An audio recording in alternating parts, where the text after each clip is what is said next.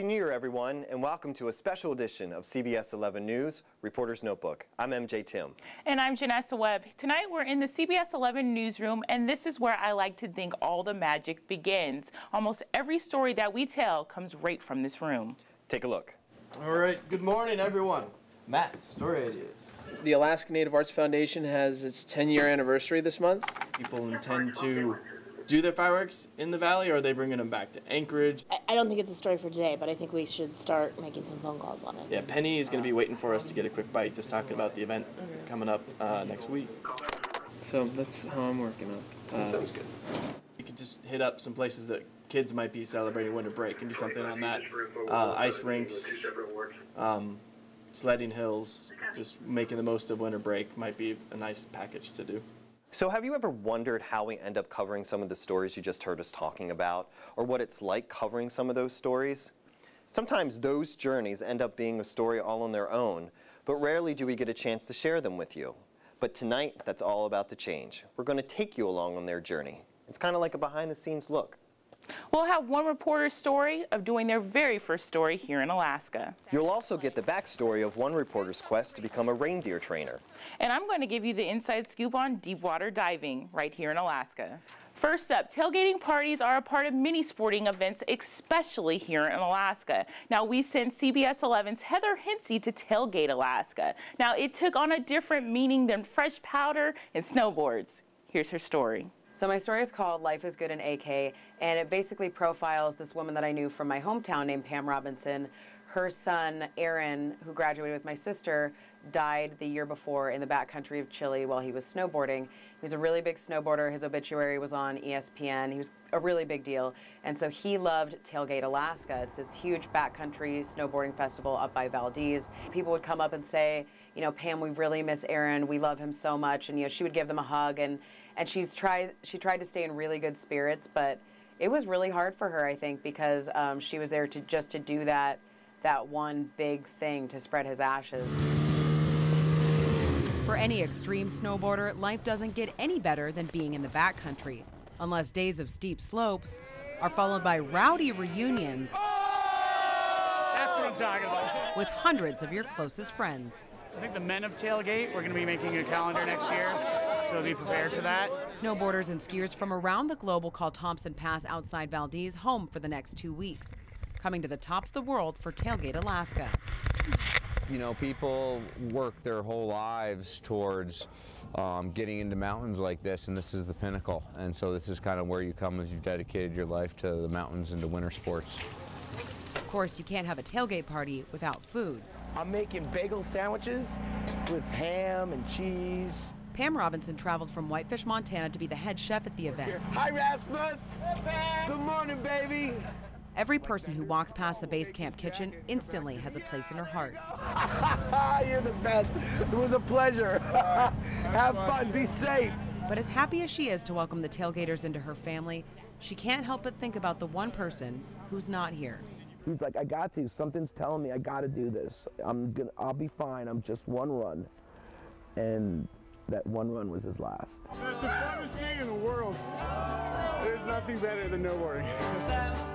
In the summer of 2011, Pam's 24-year-old son, Aaron, known in the snowboarding world as A-Rob, was filming a movie in the backcountry of Chile. July 19th, the day Pam will never forget. Aaron just fell on the mountain and he's being taken away in a helicopter. Within 2 minutes of his fall, the whole world knew about it. So that I knew that Aaron was gone. Thank you. Thanks, Rob. Being in Alaska surrounded by people who knew and loved her son helps ease her pain for a short time. Thanks, Rasmus. Thanks, Rasmus. Behind her sunglasses are the eyes of a mother who doesn't go a day without crying. I know he's here, everywhere, but I just miss the physical warmth of my kid. Aaron was at the first Tailgate Alaska. Life is good in AK. That's what Aaron used to always say. Now 5 years later, almost everyone here has a story about him.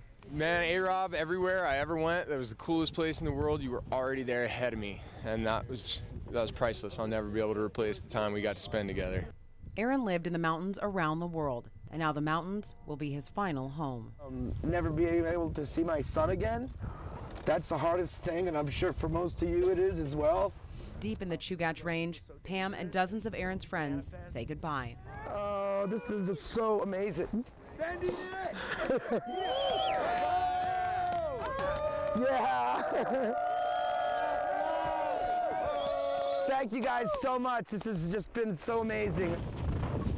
While the snowboarding family may have lost a brother, with each return to the slopes, his memory lives on. Oh yeah, I'm sure. Every day. Backside slashes all day. Methods for A-Rob. One of my favorite quotes I heard was A-Rob saying, "If you know what's good for you, drop everything and come out to Tailgate, Alaska." And here I am. We're shred for you, A-Rob. And they know he's right beside them, shredding in spirit, tearing up the backcountry in a world beyond ours, all the time knowing life is good in AK. In Valdez, Heather Hinsey, CBS 11 News. What everybody was really trying to carry on, because this was the first Tailgate Alaska without Aaron. He had been to the first 4, and this was the 5th one, and he wasn't there. I love that piece, and I didn't tear up while I was shooting it because I was so in the moment when she was spreading the ashes, but every time I watch it, I tear up just a little bit because it just means so much to me that she let me be a part of this, and you can really tell it was just such an emotional. I get teared up right now just thinking about it because it was so emotional for her to just, you know, I can't even imagine what it's like for a mom to just hold a handful of her son's ashes in her hand and just let them go into the place that he loved the most. And, you know, I still get really, really emotional when I watch the piece. It's my favorite piece. I love it. Thanks, Heather. Tailgate Alaska hits the trails for its 6th season this March. From hitting the trails to hitting the rails, find out what happened when someone from our weather team took a turn at reporting for the very first time. And it's not Janessa. Oh, I'm glad it's not me, but I'll tell you what happened when I reported on the underwater world of scuba diving. Coming up.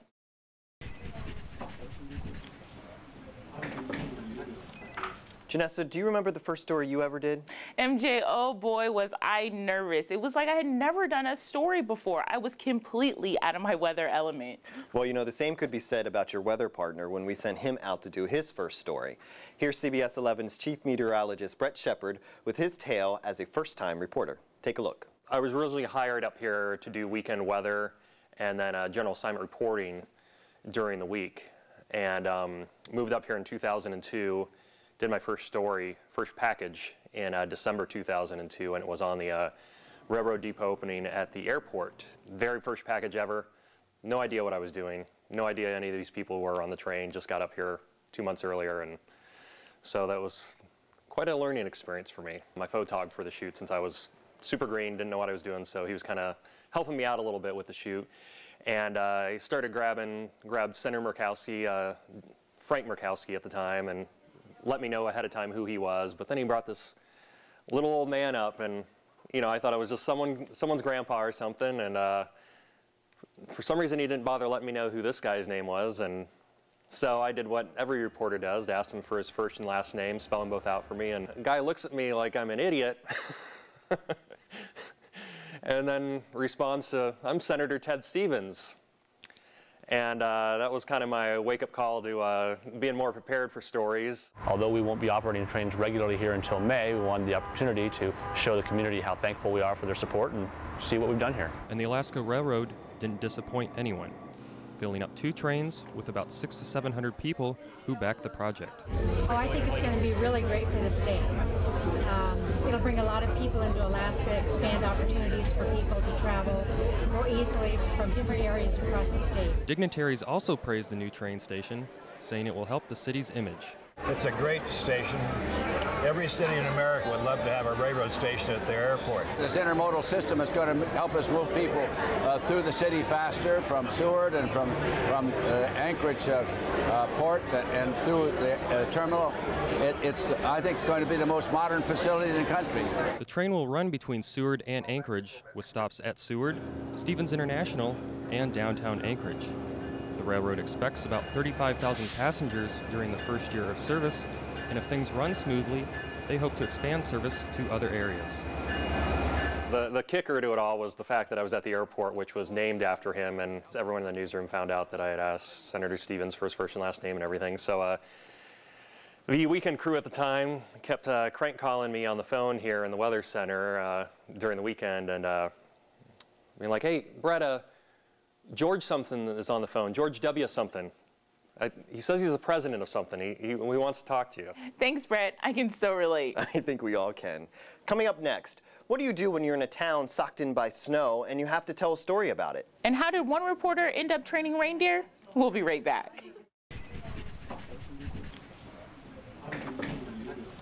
Welcome back. Happy holidays, everyone. Hope you're having a wonderful new year. Now, MJ, do you remember all the snow we had this time last year? It was definitely one for the record books. Oh my gosh, I was so excited. I was like a kid in a candy store. I couldn't get enough. I wanted more. Seriously? Well, I think you're in the minority on that, and I love the weather. Now, CBS 11's John Thane takes us to a community that was hit the hardest by all the snow, Cordova. There was some talk about in the newsroom that there was a lot of snow hitting Cordova.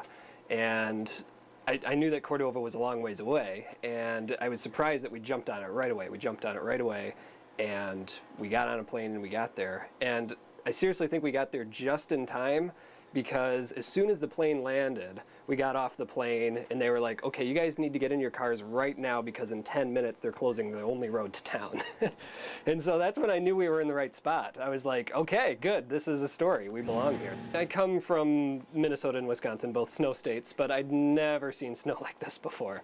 And when we got there, the town was just a mess. All the roads were clogged. The whole roads were just becoming giant piles of snow. Roofs were starting to cave in. I remember shoveling just about every which way it could be shot. As Monday came to a peaceful end, Mother Nature decided it was a little too calm in Cordova. Wind, snow, drifting snow. We still haven't cleaned up everything from the last falls. To keep up with plowing demands, loaders and graders work non-stop. After all the wear and tear, they need a little TLC. We go through a whole lot of chain links. We're working on getting these chains on this truck here.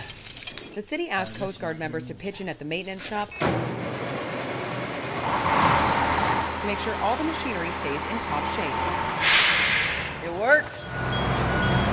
The never-ending battle with the snow is starting to take its toll. Lots of broken hoses and lots of broken chains. Perfect. Main priority is to keep my graders and loaders running 24/7.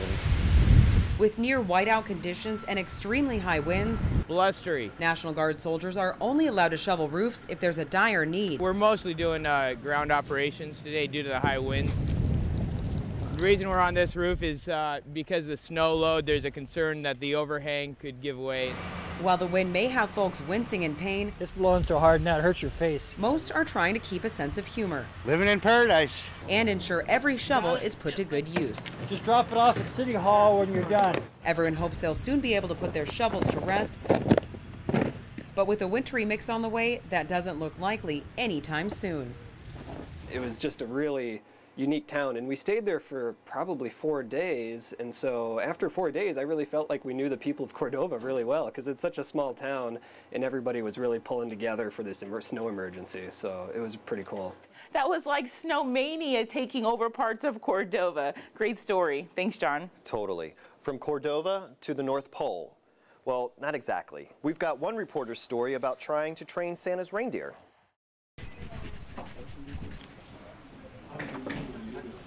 Santa and his reindeers are probably still soaking their feet and hooves after their annual gift-giving trip around the world. I bet. It takes some special training to pull off that festive flight.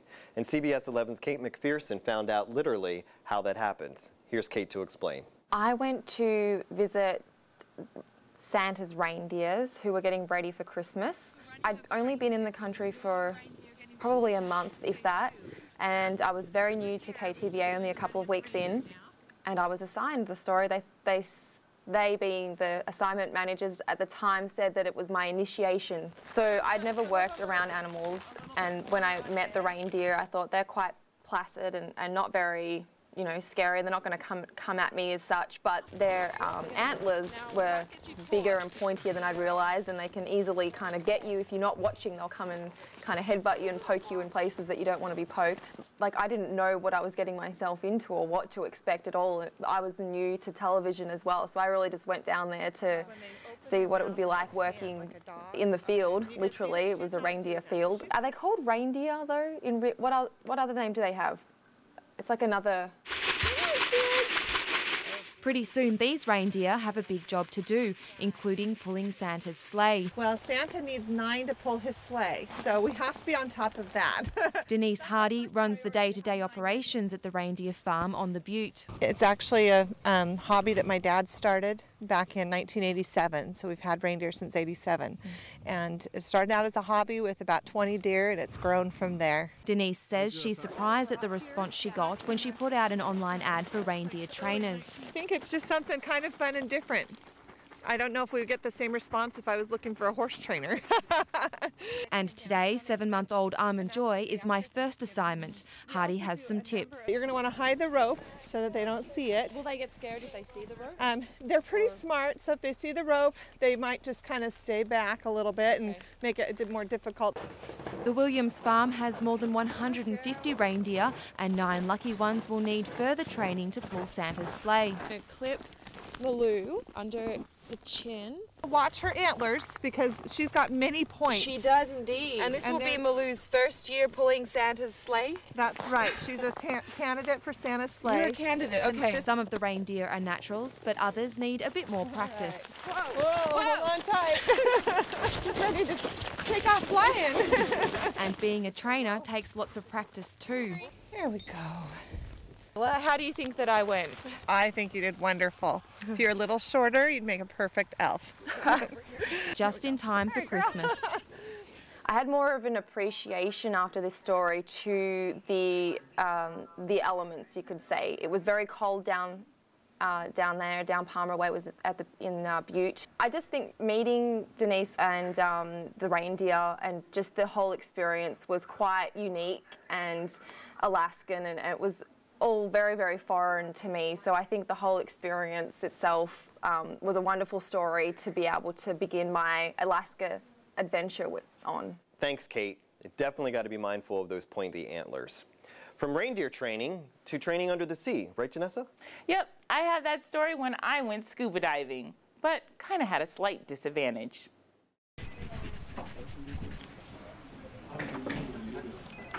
I worked in the morning show, and I was assigned to do a winter sports series.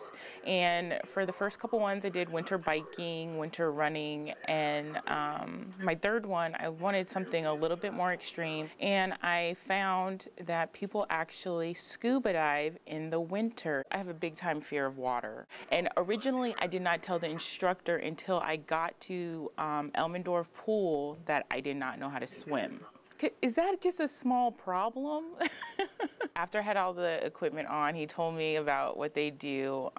He was just very comforting, and I actually trusted him, but I remember halfway through, he's like, okay, so are you ready to go in the deep end? And I'm like, well, I'm already in, so might as well. With temperatures at the lowest of the season, is this really the right time for me to be doing this? Most people, you know, I talk to, they look at me and they think I'm crazy for diving up here. Especially since I have one small stumbling block. Would it be a problem if a person didn't know how to swim?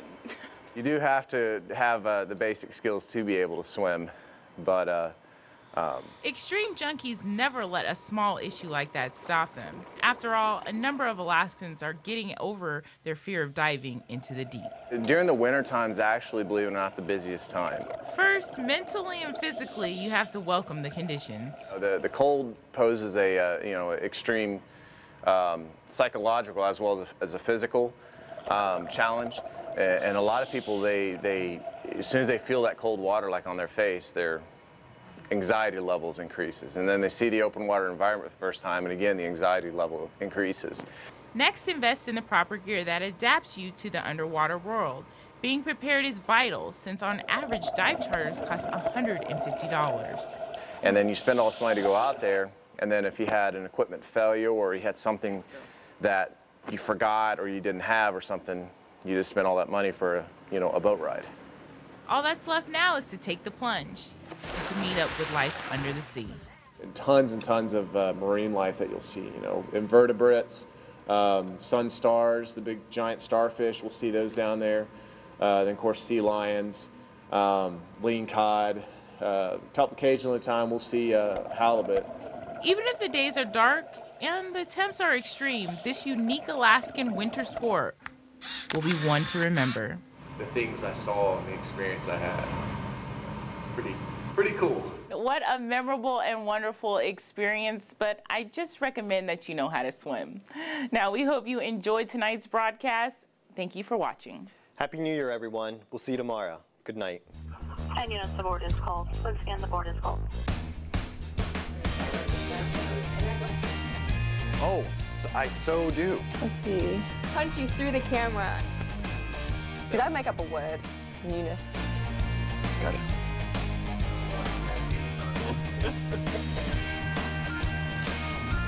I'll be thankful when you stop asking me questions. No tag out of that, go straight to break.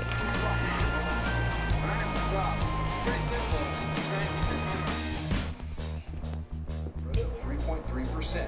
No. Leave me alone. Good boy.